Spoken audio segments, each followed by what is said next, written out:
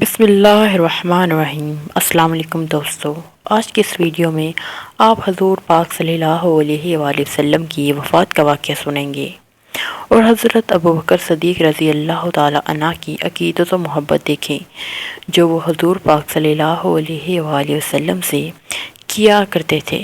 جب نبی صلی اللہ علیہ وآلہ وسلم مرض وفات کی حالت میں تھے تو حضرت ابوبکر صدیق نماز کی امامت کرواتے تھے۔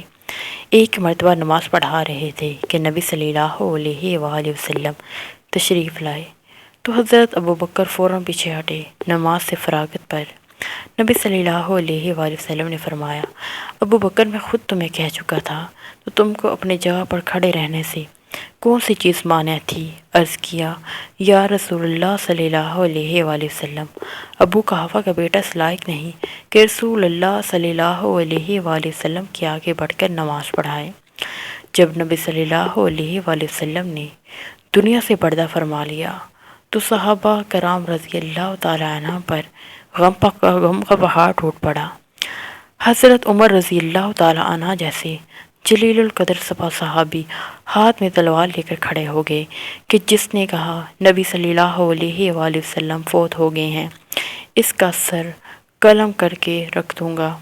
جب اس خبر کا حضرت ابوبکر صدیق رضی اللہ تعالیٰ عنہ کو پتہ چلا تو آپ رضی اللہ تعالیٰ عنہ تشریف لائے۔ بخاری شریف میں یہ ہے کہ بس ابوبکر صدیق آئے اور نبی صلی اللہ علیہ وآلہ وسلم کے چہرے سے چادر ہٹا کر پیشانی کا بوسہ لیا اور کہا، آپ صلی اللہ علیہ وآلہ وسلم پر میرے ماں باپ قربان۔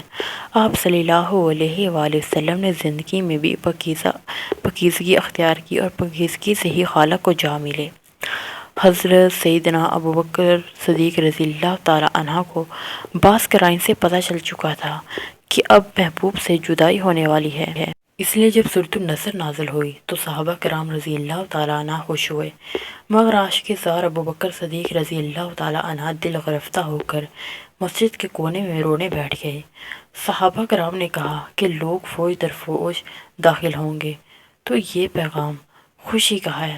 فرمایا، ہاں لیکن جب کام مکمل ہو گیا تو محب مالی بھی تو اپنے محبوب حقیقی سے جا ملے کہ میں جدائی کے تصور سے بیٹھا رو رہا ہوں۔ جب فتح مکہ کے دوران ابو صدیق کے باپ جا ملے گے، میں جدائی کے تصور سے بیٹھا رو رہا ہوں۔ جب فتح مکہ کے دن ابوبکر صدیق کے والد حضرت ابو قحافہ ایمان لائے تو نبی صلی اللہ علیہ وسلم نے بہت خوشی کا اظہار فرمایا۔ اس پر عاشق صادق نے کہا، قسم اس ذات کی جس نے آپ صلی اللہ علیہ وآلہ وسلم کو دین حق کے ساتھ بھیجا ہے کہ ان کے اسلام کی نسبت مجھے آپ کے چچا ابو طالب کے اسلام لانے کی خوشی زیادہ ہوتی۔ حضرت ابوبکر صدیق رضی اللہ تعالی عنہ عشق رسول صلی اللہ علیہ وآلہ وسلم میں اتنا کمال حاصل کر چکے تھے کہ اب ان کو اپنے محبوب صلی اللہ علیہ وآلہ وسلم کی شان میں ذرا سی گستاخی بھی برداشت نہ ہوتی۔ چنانچہ ایمان لانے سے پہلے ایک مرتبہ ان کے والد نے نبی صلی اللہ علیہ وآلہ وسلم کی شان میں کوئی نازیبہ بات کر دی تو حضرت ابوبکر صدیق رضی اللہ تعالیٰ عنہ نے ایک زوردار تھپڑ رسید کیا۔ ایک مرتبہ ابو جہل نے نبی صلی اللہ علیہ وآلہ وسلم کی شان میں کوئی گستاخی دی تو ابوبکر شیر کی طرح اس پر چپٹے اور فرمایا، تو دفع ہو جا اور جا کر لات و منات کی شرمگاہ کو چاٹ۔ یہ اس بات کا ثبوت ہے، اس بات کا کہ عشق مسلط اندیش نہیں ہوا کرتا۔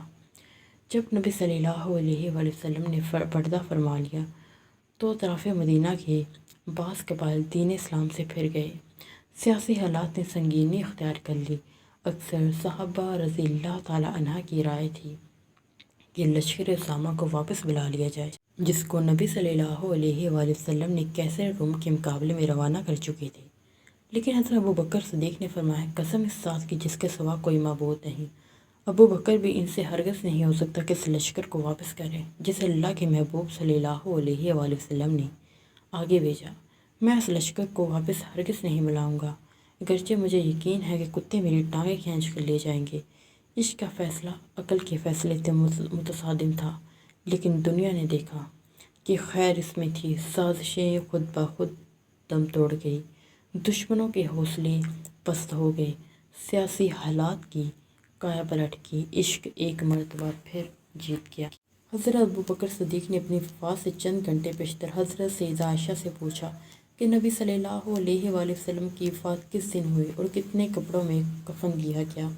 مقصد یہ تھا کہ مجھے بھی یوم وفات اور کفن دفن میں نبی صلی اللہ علیہ وسلم کی موافقت نصیب ہو۔